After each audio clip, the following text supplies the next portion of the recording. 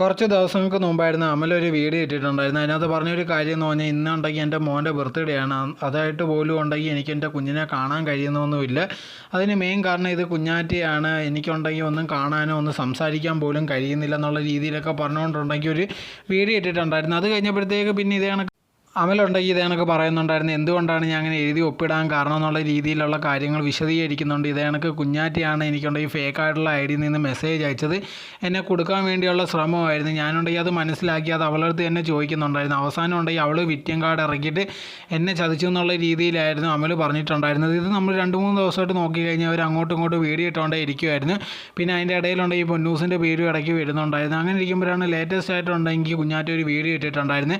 ഒരുപാട് പേരുണ്ടെങ്കിൽ ഒരുപാട് പേരൊക്കെ വലിച്ചിനകത്തോട്ട് ഇരുന്നുകൊണ്ട് ഒരുപാട് ഇൻഫ്ലുവൻസേഴ്സിൻ്റെയൊക്കെ അതോടെ തന്നെ പൊന്നുവിനെ കുറിച്ചുള്ള ഒരുപാട് മോശമുള്ള കാര്യങ്ങൾ പറയുന്നുണ്ട്. അങ്ങനെ ഒന്നുമില്ല, പൊന്നു ഉണ്ടെങ്കിൽ ഇതിനകത്ത് ഒന്നുമില്ല.